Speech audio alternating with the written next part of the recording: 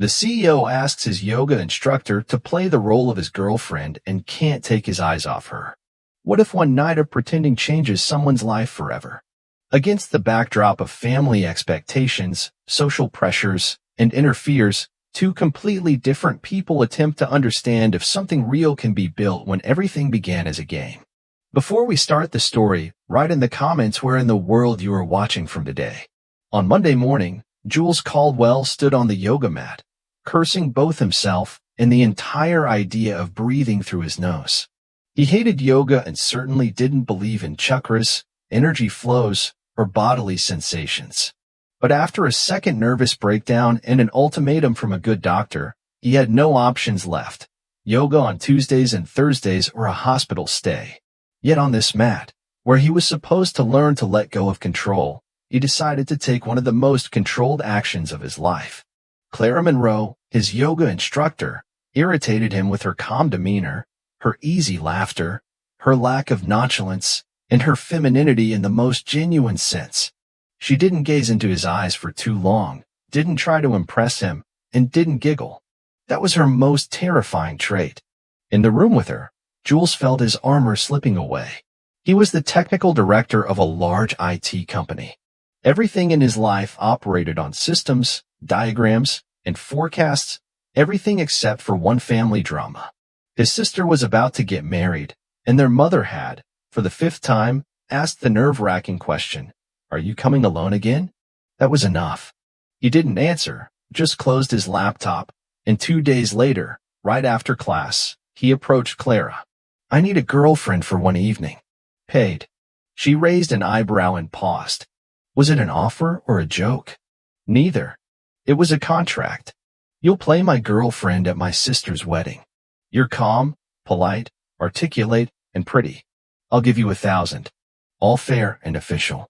He was sure she would refuse. Anyone would. But Clara looked at him as if it were a challenge worth attempting. Just one night and no obligations, at most, hold hands and endure a couple of boring toasts. "Okay," she said, "but I'm choosing my dress myself." On Saturday, the day of the wedding, he realized for the first time that he had no idea who Clara Monroe really was. They had agreed to meet at the entrance to the country mansion rented for the celebration. Jules arrived first, in a gray suit, with his usual restraint on his face. The sounds of strangers' conversations filled his ears. He looked at his watch, and then she came. No bright colors. Her dress was a deep dusty blue that fit her perfectly. Her hair was pulled back, her earrings barely noticeable, but it was the way she walked, confidently and without posing, that made him freeze. "Hi," she smiled, as if they had been a couple for years. He stared in silence. "Jules." She snapped her fingers in front of his eyes. "You haven't changed your mind, have you?" He chuckled hoarsely. "If I do change my mind, it seems like you can easily find another companion." "Not impossible," she replied and extended her hand. Jules' parents, seeing them together, didn't believe it at first. Then his mother leaned in and whispered, finally, somewhat normal. Guests looked at Clara with interest. She didn't shout or flirt, but everyone who spoke to her lingered a little longer than necessary. When it was time to dance, Clara leaned towards Jules. "We should join in." He nodded. And there they were on the dance floor, he awkward but collected, she fluid and relaxed. For the first time that evening, he felt a strange unease starting beneath his skin. He couldn't stop watching her. "You're not at all like you were in class, and you're not at all like you were at work," she said. "Interesting evening?" He just nodded. By the end of the evening, Jules' sister, Sia, hugged him with joy. "You finally found someone. She's amazing and, by the way, seems to be in love with you." He froze. Later, when they were on the balcony with 2 glasses of champagne, Clara said, "Strangely, I thought this would be boring, but it was actually fun." "You're a talented liar," he said, looking into her eyes. "Or maybe I'm just not pretending at all. What about you?" He didn't respond, just kept looking and suddenly realized that one night had turned out to be longer than he expected and far more real. The next morning, Jules woke up earlier than usual and, for the first time in a long time, didn't want to check his mail. His first memory wasn't a meeting with an investor, nor an internal report, but her Clara. He closed his eyes, recalling how she had laughed on the terrace with his uncle, the one who usually got irritated even with his grandchildren. He remembered how she held her glass, adjusted her dress, and how she squinted at the dance floor and said, "Look, they're playing jazz but moving as if they're marching." He smiled. Jules wasn't used to someone lingering in his thoughts. Usually, women in his life had been like stages of a project. Goals, functions, deadlines, everything logical, everything predictable. But Clara didn't fit into any of those templates. Clara's morning began with a sudden phone call. "Hi, it's Jules. I don't want you to think I'm breaking our contract, but would you like to have breakfast?" Pause. "Just as people?" "People," she asked back. "After yesterday, I'm not so sure who we were." "Okay, but you owe me coffee without syrup." He picked her up an hour later, not in a suit but in a simple jacket, with slightly tousled hair. He looked normal, real. Clara watched him, trying not to analyze why she liked it so much. The cafe was small, cozy, with the scent of fresh pastries. They sat by the window and suddenly fell silent. "Should I start?" Jules said. "You were incredible yesterday. I didn't expect that. And honestly, I couldn't understand whether you were playing or not." Clara nodded slowly. "I wasn't playing anything. I just entered the role. And surprisingly, I liked it. You weren't the person I knew in the studio. Less armor, more life." He looked down. "I rarely allow myself to live. Everything is systematic, until yesterday evening." She smiled. "Paradox. You hired me to play your girlfriend, but you ended up with a real person. That's a little scary." He nodded.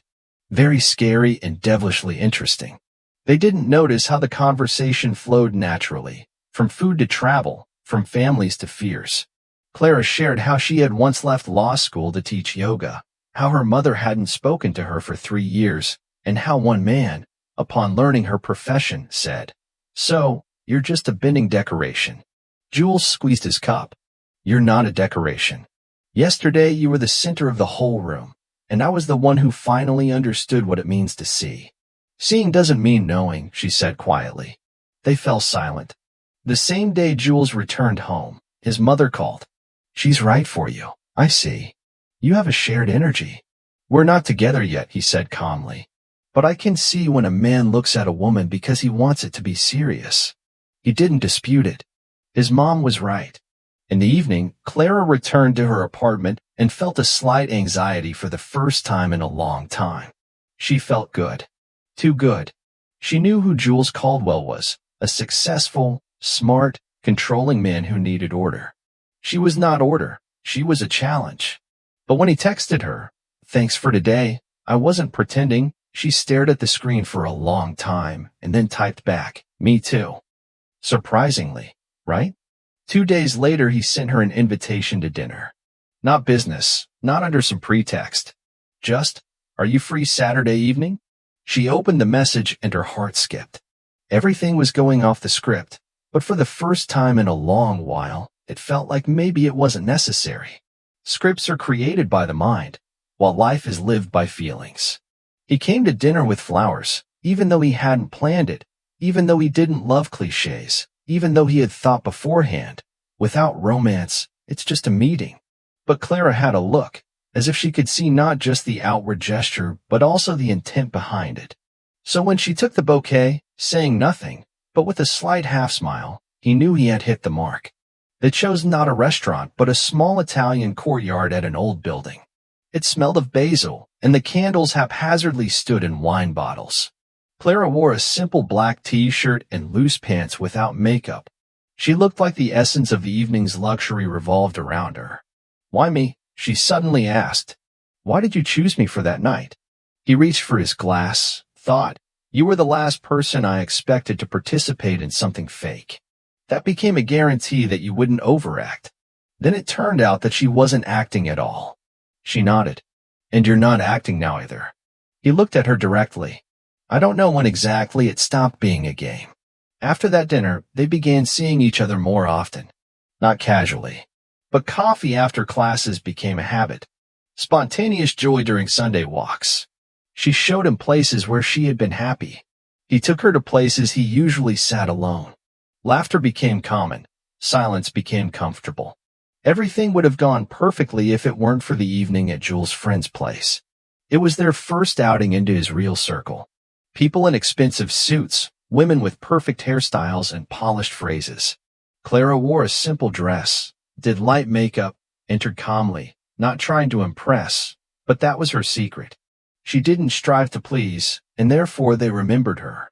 One of the guests, a socialite named Evelyn, about 40, with a sharp gaze and sharp tongue, approached, looking her over from head to toe. "What do you do for a living?" "Yoga instructor." Evelyn smirked. "Ah, a bending romance for office loners." Everyone laughed. Almost everyone. Clara's expression didn't change. "And you?" "I'm the owner of a charity foundation." "What is its purpose?" Evelyn blinked. "Excuse me, the foundation, its main mission? Or does it merely support your business cards?" Silence hung in the air. Someone cleared their throat. Jules stepped forward. "I apologize," he said calmly. "Clara is neither entertainment nor an accessory to an image. She's a person I'm proud of, and if that's not enough for you, then you're at the wrong party." He took her hand for the first time, not for show, not for a photo, not for an image, but simply because he couldn't do otherwise. Clara said nothing, just tightened her grip on his fingers a little more than usual. On the way back home in the car, they were silent. Music played quietly. Then she said, "You didn't have to do that." "I had to," he replied. "Not for you, but for me. If I stay silent when someone attacks you, then everything between us means nothing. And it means something." He looked at her. "I don't know what this is, but for the first time in my life, I don't care how it looks. What matters is how it feels." She looked away, and he heard, "I'm scared. You're not my world. I'm not your usual woman." Maybe that's the point, that the usual isn't always necessary. A few days later, she invited him to her place for the first time. The apartment was tiny but warm, filled with books, open notebooks, a rubber plant in the corner, and strands of lights. They sat on the floor, ate simple noodles, and watched an old French movie. "You're not a romantic, are you?" she asked. "No," he admitted honestly, "but next to you, I forget who I was." That night, he didn't stay. He kissed her at the door and left without pressure, without hints. Just to let her know he was there not for an ending but for the real thing. She closed the door and realized everything was slipping out of control, but she didn't want to stop it. "Have you ever had the feeling that you're in someone else's movie?" she asked, looking at his perfectly arranged kitchen, where even the tea was labeled as herbal for the evening. They had breakfast at his place, rather. He tried to make breakfast while she stifled laughter at how the successful tech director couldn't handle frying an egg. "I get it." Jules nodded. "Every time I look at the profit report, it feels like closing credits to a film where I'm the main character but not sure I wanted that role." She stood up, came over, and placed her palms on his back. "You know what's strange? I started as a lawyer. I had everything. Prospects, robes, chances to become someone important. And then one day, I stood up, looked at myself in the mirror, and thought, I hate every morning of my life." "You left?" he asked. "I ran away. In just a month, I took a yoga instructor course. My mother was horrified. My father was silent. Everyone around said, 'You're just afraid of growing up.' But for the first time, I felt like I could breathe." He was silent. "And you, Jules, are you living your life or someone else's?" That question lingered with him for a long time. He thought about his family. His mother who wanted a decent girl beside her son, his sister who loved to plan others' destinies, colleagues who saw him as a machine, not a person. He remembered once not showing up for a date because the system had crashed. A programmer quit, and Jules stepped in himself. In the end, it was -1 relationship but +1 improved authorization system. And now Clara, a woman who came into his life for a contract but remained as a necessity. A week later, he invited her to his parents' country house, not for an event or status, just for a visit, for dinner. She thought long about whether to agree and then nodded. "I want to, but you need to understand.